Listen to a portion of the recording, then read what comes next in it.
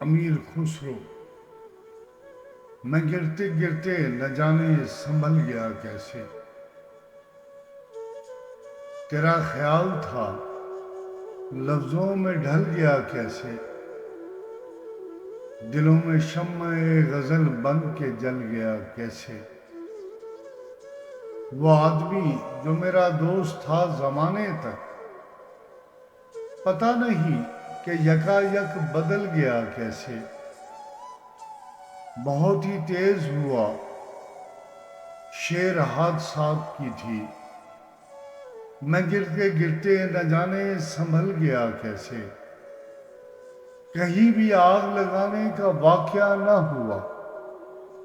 تو پھر حضور مقام میرا